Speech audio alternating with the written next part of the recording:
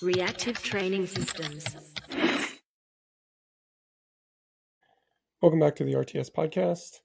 Wanted to do a bit of a different episode for you today and talk about kind of my competitive landscape, where things have been and where things are headed. If you're following me on, you no doubt have noticed I've been posting more equipped videos lately, and that is bound to lead to some questions. And to give fair attention to those questions, I think this is a pretty good format to do that. So, pardon the somewhat self-centered focus of podcasts of this nature.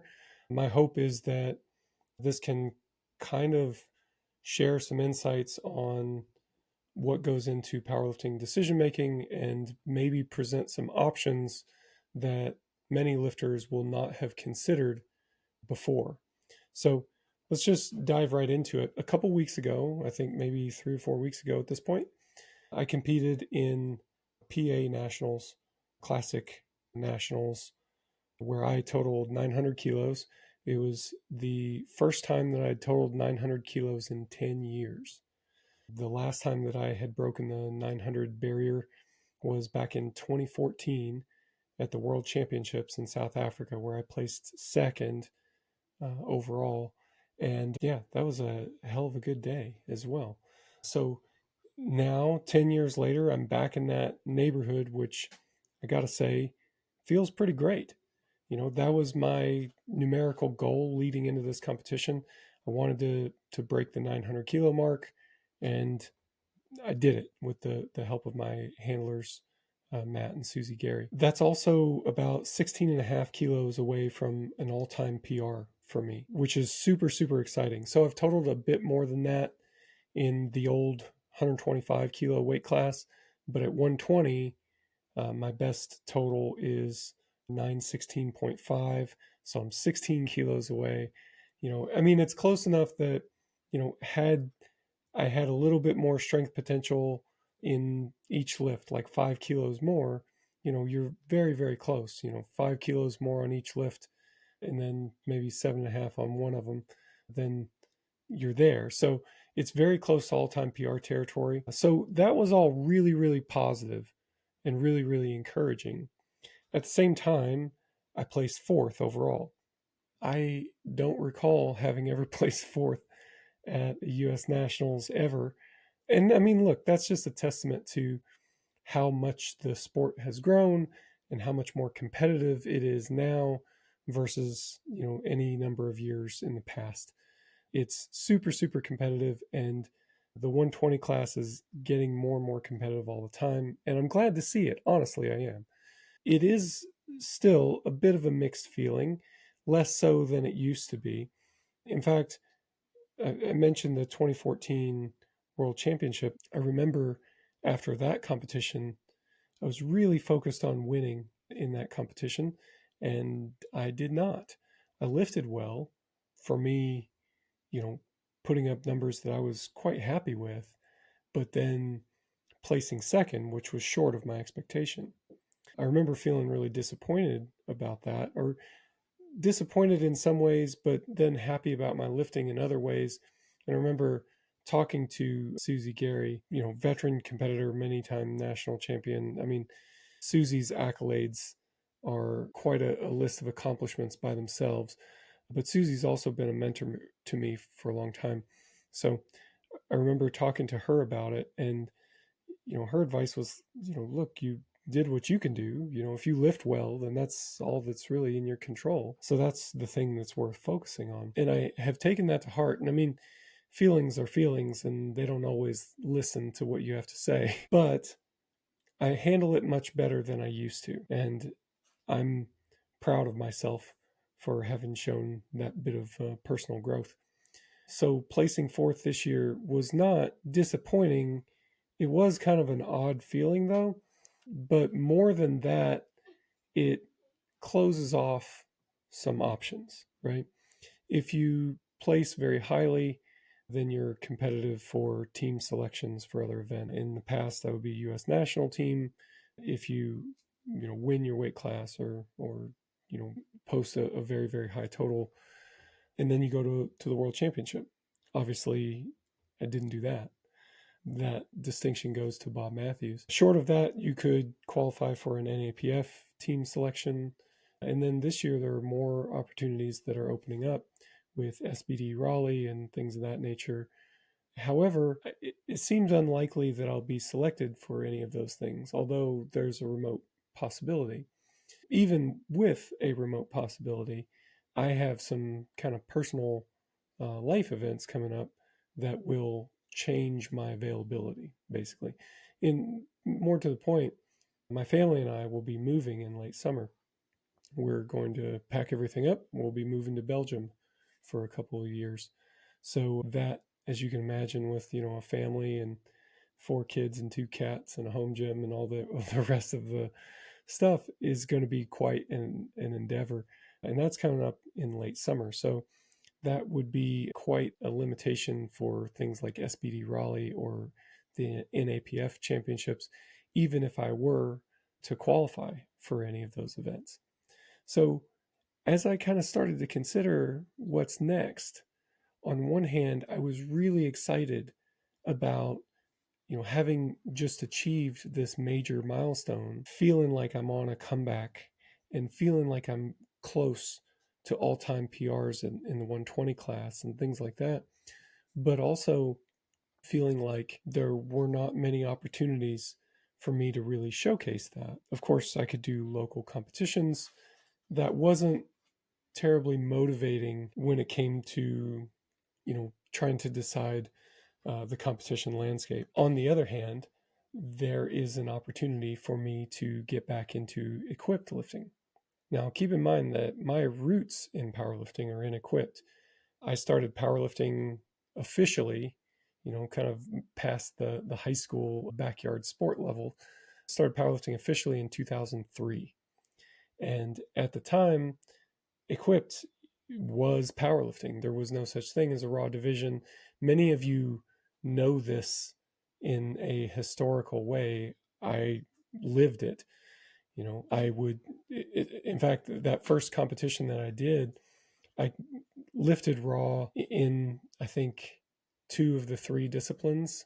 I think I benched and deadlifted raw, and I probably had on a squat suit, but that's just because of availability and lack of familiarity and on and on and on. From there, I grew in equipped lifting, competing internationally, again, equipped because everything is equipped, and went to the World Games in 2009, obviously also equipped. And my last equipped competition was in 2010. At that point, raw powerlifting was really taking off. It was becoming more popular. There were opportunities that were coming up outside of USAPL and the IPF.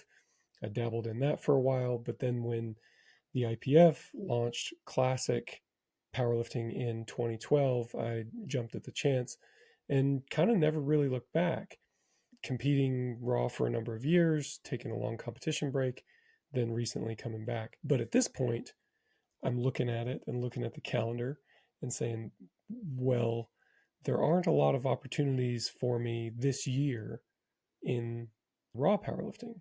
However, there are some pretty neat opportunities, potential opportunities even, on the equipped side. The US Nationals for equipped is in May. The timing for that works out well. If I do well and could manage to get a US national team selection from that, the Equipped World Championship is in November. Also, good timing. It's also going to be in Iceland, which is a bucket list travel opportunity for me. So, in a year where there's kind of not a lot of other opportunities that are really enticing to me, these are enticing. And it started to look really, really interesting. Then also, never mind the fact that there is World Games potential if I were to go to the World Championship and do very well. That said, it does feel a bit like counting chickens before they hatch to look at World Games selection too closely right now. I've done exactly 2 equipped workouts in the last decade. First, let's do some things that are competition legal and put up valid totals before we start thinking too much about future potential. So yeah, that's kind of what I'm thinking for this year. And again, I haven't done a whole lot. I've been thinking about this since before PA Nationals, and the big question mark for me at the time was, would my body tolerate it? Would my elbow be okay benching in a shirt? Would my back be okay, or my knee be okay squatting in a suit? And the answer so far has been, yeah, it's been great. My elbow feels better benching in a shirt. My back and knee feel better squatting in a suit. For me, I've always deadlifted raw, just couldn't get a deadlift suit to work worth a damn. Here we are, after a couple training sessions, it feels decent, and if this podcast should see the light of day, then things are continuing to feel decent and progress in a way that makes me think, we might have some potential here to put up a valid total in competition and whatnot. So yeah, that's kind of some of the things that I was thinking heading into this decision. Now, I've heard from a few people that they were a little disappointed to hear that I'm going in this direction. They were very interested, maybe even invested in the raw comeback story, and that's, first of all, that's very flattering. That's cool to me, and still, I don't know. I feel like I have to pinch myself sometimes that that's a thing, that's something that I'm doing as far as lifting weights can be meaningful to others. So thank you for saying so. Thank you for taking the time to be invested and to care about what I'm doing here. I do want to say though that, like, my raw adventure hasn't gone away. I do still intend to set a raw PR total, and I definitely want to do that, and I will do that when the opportunity presents in a little bit better way. It's important to point out that a lot of you aren't familiar with equipped lifting. The majority of training is still done raw. You Most people will put on equipment like once a year, goodness, once a week, doing equipped work much more frequently than that. It needs to be very, very loose, and it can still be difficult to tolerate just from a skin perspective. It's kind of chafing on the skin. So it's hard to do high frequency equipped training. So most of the training is still done raw. I think my skills in load management are going to come in handy here. Over the last several years, through dealing with injuries and, ongoing coaching projects and things like that, I have really developed my skills and abilities in terms of load management. That's going to come in very usefully for further development in equipped lifting as well. It will enable me to um, maintain like well-rounded strength development.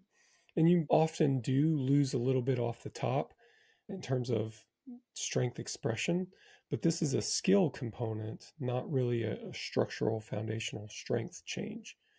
So I don't know really if I expect equipped lifting to make my raw lifting better. I definitely don't think it will hurt. And I think my raw lifting can continue to develop in tandem because of these load management skills. And also, it's important to point out that my best ever raw totals were done very shortly after transitioning to raw lifting from equipped. So I don't think that I'm necessarily like in for some sort of trouble as a result of this short-term like, attentional change. It's definitely been this interesting wrinkle in training. Now, a lot of you probably don't have experience with equipped lifting, and for me it's been a really long time, right? So coming back to it, it was interesting to notice some differences, right? That there are lots of details that matter with equipped lifting that either don't matter or are really second nature when it comes to raw lifting. Any sort of sport contest is a contest of certain traits and abilities. Different sports will contest these traits and abilities in different ways. For instance, if you're sprinting 100 meters, then obviously speed is the chief component of that, and you could further break that down into acceleration, starting and acceleration and maximum speed and speed endurance and things of that nature. But we could also just call it speed for now. And then you have other sports, like take a wide receiver on a football team, where speed is part of what they do, but that's not the whole sport, right? There are other components that are contested either to a greater degree or a lesser degree. And equip lifting is very much like that, right? It's not that anybody thinks that, it's the same thing as raw lifting. It's very different, and it's contesting a different set of skills and abilities. For example, like everybody always says, yeah, the technique is much more important, and it's not as simple as just throwing on a bench shirt and benching a lot more. And that is very, very true. You have to learn the technique and use it in the right way, especially if you aim to do anything like maximizing your output in this, new sporting context. Being strong certainly helps. It's not the only thing though. So adding in those wrinkles has definitely been interesting. It's caused me to be a lot more engaged with, the technical expression of the work, and there are certain details that come out here as well. Like maybe, I'm having a bit of trouble touching in this shirt. So should I switch to a different shirt, or should I change the positioning of the current shirt? What about if it starts to stretch out? Are there some sort of modifications that I should make to how I'm wearing it, or how I cinch it down with a belt or something along those lines? There's lots of different wrinkles that come into it. And if you're still in the novice stage, I can totally see how that's overwhelming. But later on, when you've got, when kind of normal training is, I don't want to say on autopilot because it's never really on autopilot, but once you've got it pretty well figured out and it's mostly a matter of just executing, it can be an interesting wrinkle to throw in there. And like I said, it's not something that necessarily has to take away from your raw lifting. For myself, some of my best raw totals are done right around the time that I was competing on the equipped side. So there's lots of different opportunities here, and there's lots of different things that equipped lifting can emphasize or de-emphasize. And at the moment, it's kind of an interesting interlude. You can be certain that while I'm attempting to, you know, return to equipped lifting in a competent way so as to represent myself well, um, also always attentive to my other sporting goals as well. In this case, we're talking about my raw total and kind of where that is headed. And I think, it maybe this is me being a little arrogant, maybe it's me being a little delusional, but I think I can manage to manipulate both of them. I'm a powerlifter who's been training for like 27 years. Can I be the best ever raw powerlifter that I've ever been, while also being a world class equipped lifter, competing against younger guys who are focused on this one thing in its entirety? Feels kind of arrogant when I put it like that, but part of me thinks I can pull this off. So I'm going to give it a go, and we will see what happens. So if you've made it this far, I appreciate your time. This has been mostly why I've chosen this competitive path. If you're interested in some specifics about what I'm doing, what's different about training now, how am I implementing the equipped work, what do I expect it to do to my raw work, and how do these things interact, I'm sharing all of the details still in the RTS training lab. At the end of every block, I do a full-on block review where I go over the block that I completed in detail. I go over the lessons learned. I make the strategy available to everybody in the training lab so that you can copy it into your own program. You can tweak it, you can change it, you can run it as it is, or change all the exercises, whatever you want to do with it. So if you're interested in checking out the RTS Training Lab, some ways for you to find it would be to first go to store.reactivetrainingsystems.com and then click on Training Lab, or you could click on the link in my bio on Instagram, or you could click the link in the description of this video, depending on how, where, when you're watching these things. We will try to make navigating to the training lab as easy as possible. So once again, thank you for watching. Thank you for listening. However you're consuming this, just appreciate you being part of this journey, and we'll see you next time.